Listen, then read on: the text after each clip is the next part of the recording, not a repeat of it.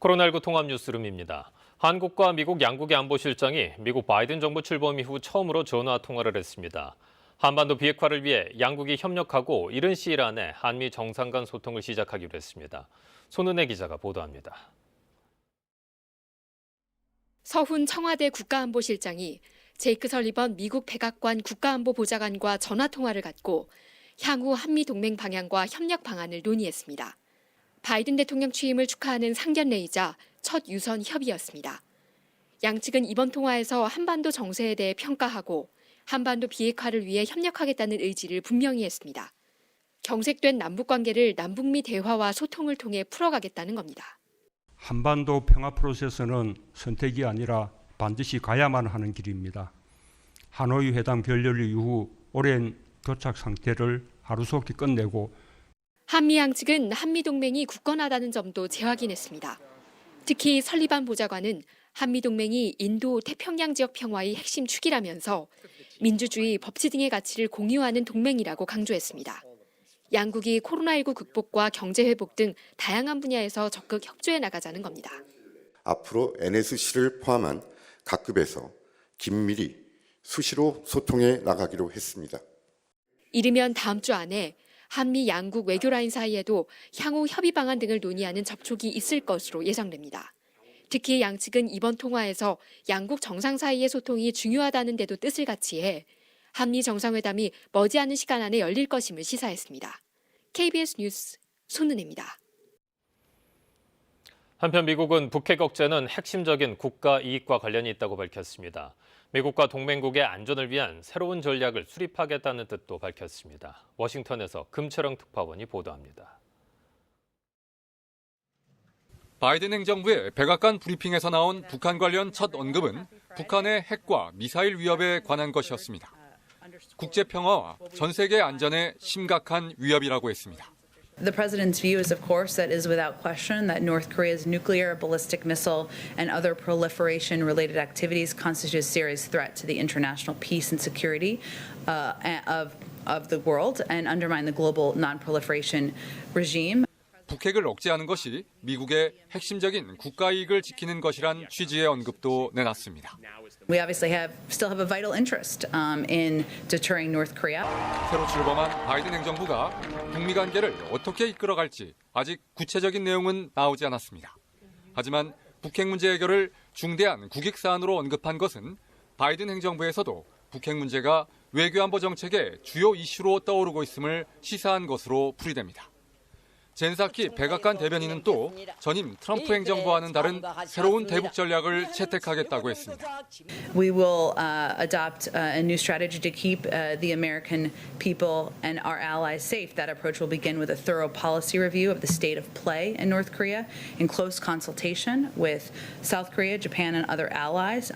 이런 가운데 미국 상원은 헤인즈 국가정보국장에 이어 오늘 오스틴 국방장관 지명자에 대한 인준안을 통과시켰습니다.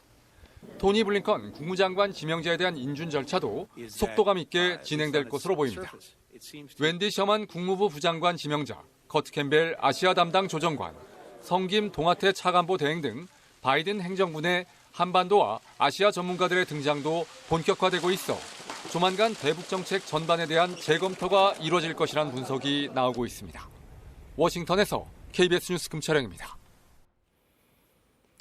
다음 소식입니다. 이번 주말부터 예배와 미사, 법회 등 대면 종교 활동이 재개되는 가운데 정부는 방역 수칙을 철저히 지켜줄 것을 요청했습니다. 또 새학기를 앞두고 교육당국에는 등교 수업 방안을 검토하라고 지시했습니다. 민정희 기자가 보도합니다.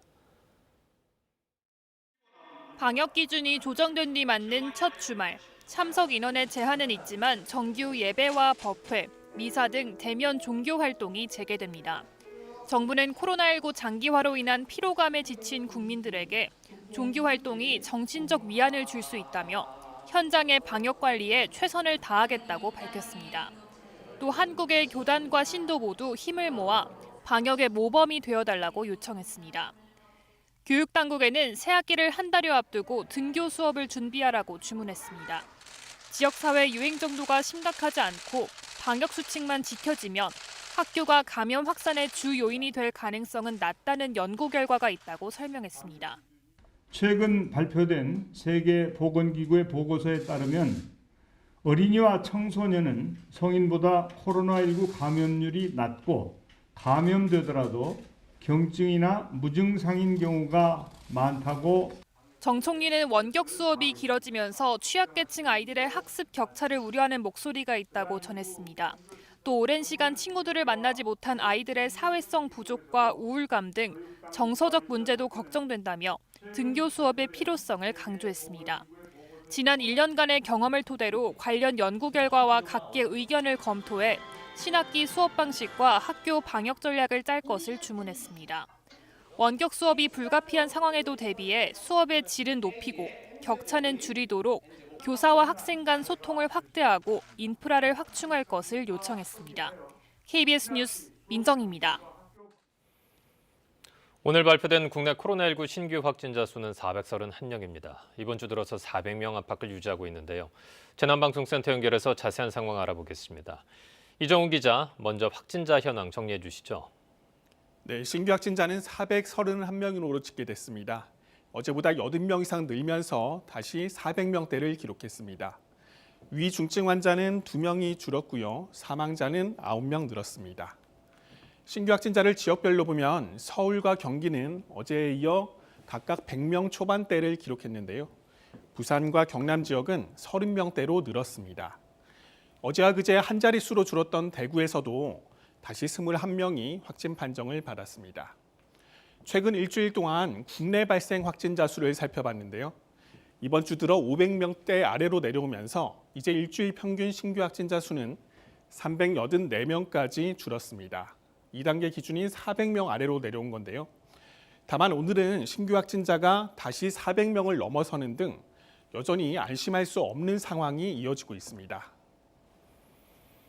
예, 그리고 아직도 산발적인 집단 감염이 이어지고 있잖아요. 네, 그렇습니다. 지역 곳곳에서 집단 감염이나 소모임을 통한 전염이 이어지고 있는데요. 서울에선 강북구 아동시설 관련 확진자가 오늘 0시 기준 25명으로 늘었고요. 경기 파주시 제조업체 관련해선 직장에서 발생한 감염이 가족을 통해 어린이집으로 번지면서 지금까지 14명이 확진됐습니다.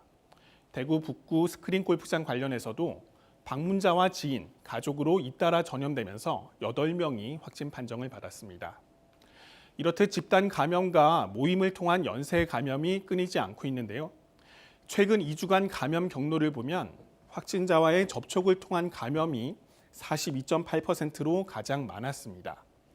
여기에 조사 중으로 분류된 감염 경로를 알 수 없는 비율도 여전히 23.3%로 높게 나타나고 있습니다.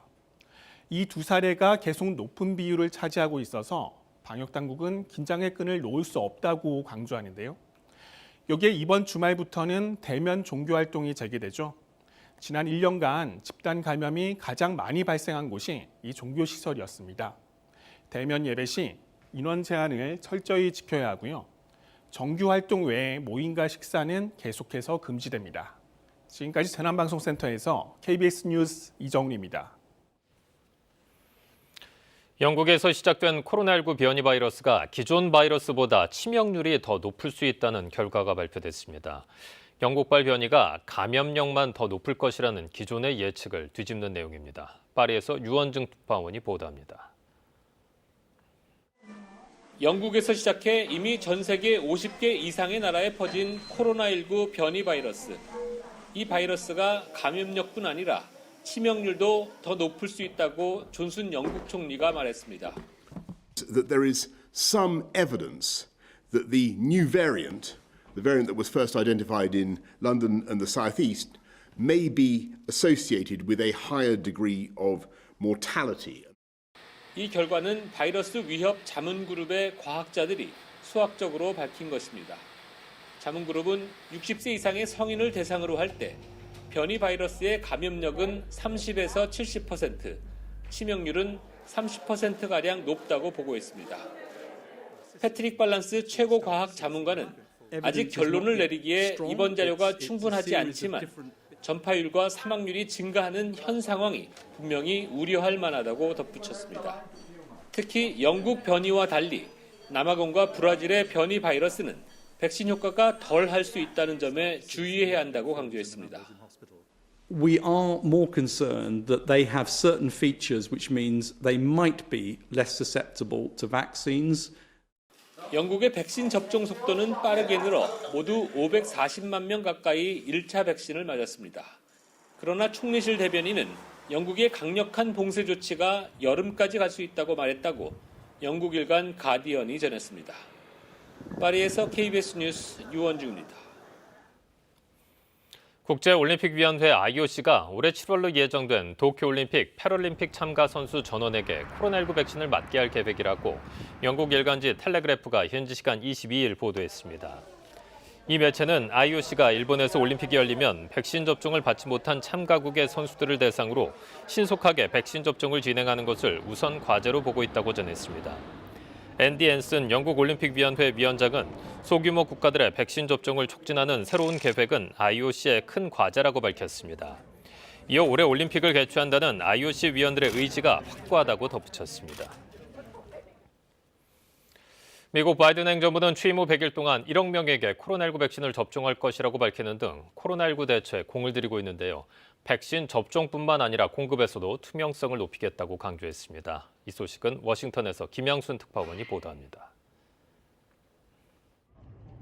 백신 접종이 시작된 지 한 달이 넘었지만 접종 대상인 65세 이상 미국인 10명 가운데 6명은 어디에서 어떻게 백신을 맞는지 모른다고 답하는 상황. 백악관은 취임 100일 동안 1억 명에게 백신을 맞춘다는 목표가 다가 아니라며 이제 시작이라는 강력한 의지를 거듭 밝혔습니다. We're not packing up our bags and leaving at 100 days. 백신 접종뿐 아니라 공급에서도 투명성을 높이겠다고 강조했습니다. It's not just having the access to the vaccine, right? It is about addressing vaccine hesitancy. It's about ensuring we have the materials needed. 전염병 전문가로 바이든 대통령의 수석 의료 보좌관을 맡은 파우치 박사는 목표치를 달성할 수 있다고 말했습니다. Obviously, you want to do as best as you possibly can. If we do better than that, which I personally think we likely will, then great. 또 트럼프 전 대통령이 솔직하지 못해 코로나 사망자가 늘었다며 전염병 대응은 정치가 아니라 과학으로 해야 한다고 일침을 놓았습니다. Masking became a political issue. You know, let's reset this. Let's everybody get on the same page, trust each other, let the science speak. 이번 주 미국의 신규 코로나19 확진자는 지난주보다 21% 줄어든 것으로 나타났습니다. 바이든 행정부의 100일간 백신 1억 명 접종이 현실화되려면 지금부터 하루 100만 명씩 접종이 이루어져야 합니다. 워싱턴에서 KBS 뉴스 김양순입니다. 오늘 오후 열린 코로나19 정부 정례 브리핑에선 치료제와 백신 등 임상시험과 연구 개발에 대한 내용이 자세히 공개됐습니다. 신규 확진자가 400명대를 유지하며 안정적인 양상을 보이는 가운데 국산 치료제 개발 단계가 어느 정도 수준인지 관심이 집중되고 있습니다. 정례 브리핑 내용 들어보시겠습니다. 먼저 전에 말씀드린 대로 항체 치료제 개발과 관련해서는 해당 제약사가 조건부 허가를 이미 신청하여 식품의약품안전처에 심사가 진행 중이며 향후 최종 허가 심사 결과에 따라 추가적인 임상 3상을 진행할 예정으로 있습니다. 현재 치료제 허가 전 활용 방안의 하나로 연구자 주도 임상 시험이 한 건 승인되었고 이는 인천의료원에서 코로나19 경증 및 중등도 환자 20명을 대상으로 투약 예정으로 있습니다. 또한 질병관리청 국립감염병연구소에서는 지난 1월 21일자로 영국과 남아공의 코로나19 변이주를 확보하였고 이를 토대로 항체 치료제의 효능을 세포주 수준에서 평가할 계획이며 그 결과는 설 연휴 이전에 결과를 도출할 예정입니다. 혈장 치료제와 관련해서는 임상시험 목적 이외에 치료 목적으로 총 32건이 식품의약품안전처로부터 승인을 받아서 사용하고 있습니다. 코로나19 치료제인 렘데시비르는 현재까지 총 115개 병원에 3,813명의 환자에게 공급된 바 있습니다. 국립보건연구원 국립감염병연구소는 작년 12월 28일 문재인 대통령과 미국 모더나사의 스테판 반셀 대표이사 간 면담에 따른 실무 후속 조치의 일환으로 1월 25일 월요일 밤 10시에 스테판 반셀 모더나 대표이사와 국립감염병연구소 간의 화상회의를 개최할 예정입니다. 향후 화상회의를 통해서 mRNA 백신 관련 기술 협력 그리고 공동 연구 방안에 대해서 논의하며 협력 체계 구축을 위해서 국립감염병연구소와 미국 모더나사 간 협력 의향서 체결 방안에 대해서도 논의할 예정으로 있습니다. 다음으로 생활방역에 대해서 말씀드리겠습니다. 행정안전부가 운영 중인 안전신문고의 신고 사례를 간략히 말씀드리겠습니다. 최근 쇼핑몰, 아울렛 등 대형 매장과 관련해서 방역 수칙의 미준수 사례가 신고되었습니다. 의자에 한 칸 띄기 등 거리두기 관련 문구가 부착되어 있음에도 불구하고 이를 준수하지 않는 경우, 또한 한정 판매 행사장에서 사람 간의 밀접 접촉, 또 향수 코너에서 많은 사람들이 마스크를 벗고 시향하는 사례 등이 신고된 바 있습니다. 향후 각종 연휴 그리고 새로운 학기 준비 등으로 대형 매장 이용의 지속 증가가 예정됨에 따라 대형 매장의 사업주, 이용자들께서는 마스크 지속 착용, 또 사람 간의 거리두기, 시식, 시음 금지 등 방역 수칙이 철저히 준수될 수 있도록 해주시기를 바랍니다. 정부 정례 브리핑 내용 들으셨습니다. 지금부터는 이충원 의학전문기자와 함께하겠습니다. 자, 이충원 기자, 확진자 현황부터 좀 살펴보죠. 네, 국내 발생은 403명이고요. 수도권이 61%를 차지했습니다. 지금 수도권 임시선별검사소 지금도 진행하고 있죠. 그래서도 확진자가 73명이 나왔고요. 무증상인 사람들입니다. 사망은 9분이 늘어서 누적 1,337명, 치명률은 1.79%를 보이고 있습니다. 예. 자, 이번에는 확진자 추이 좀 짚어주시겠습니까? 1월 1일 올해 이제 1,027명이었습니다. 그래서 쭉 내려와서 국내 발생이 최근 6일간은 이제 400명대를 기록하고 있고요. 최근 일주일 평균 일 발생이 384명. 그렇다면 400명 미만으로 내려왔습니다. 그래서 지금은 거리두기 2단계에 부합할 정도로 처음으로 진입을 했습니다. 하지만 아직도 감염 경로가 불분명한 사람들이 한 20% 정도를 차지하고 있어서 지금 감소세는 완만한 감소세를 보이고 있는 상황입니다. 예, 다행히 이제 확진자가 주는 양상을 보이고 있기는 한데요. 불안한 요소들도 꽤 있지 않습니까? 저 앞서 좀 전해드렸었는데 이 변이 바이러스에 대한 우려가 좀 커지고 있는데 이게 퍼지게 되면은 다시 확진자가 늘어날 가능성도 있는 거잖아요. 일단 영국발 변이 바이러스의 감염력이 70% 정도 더 크다라고 얘기를 하니까 지금 현재 국내 재생산 지수가 0.82 정도 된다고 합니다. 그러니까 한 명이 한 명 미만을 감염시키는 건데 이게 영국발 변이 바이러스가 이제 넓게 퍼지게 되면 이 재생산 지수가 1.2까지 치솟을 수 있습니다. 그렇다면 한 명이 더 많은 사람들을 감염시키니까 감소세가 완만하게, 그러니까 떨어지지 않고 더 확진자가 늘어날 가능성도 있는 거죠. 또 앞서서 보셨겠지만 영국발 변이 바이러스가 치명률까지 높일 수 있다. 물론 완전한 조사는 아니지만 지금 그런 가능성들이 나오고 있기 때문에 더욱더 조심할 필요가 있겠습니다. 예. 코로나19로 치료를 받은 사람들 중 일부에서 후유증이 확인되고 있어요. 많은 분들이 이제 후유증에 대해서 좀 궁금해하셔서 지금 방역당국도 조사를 하고 있고요.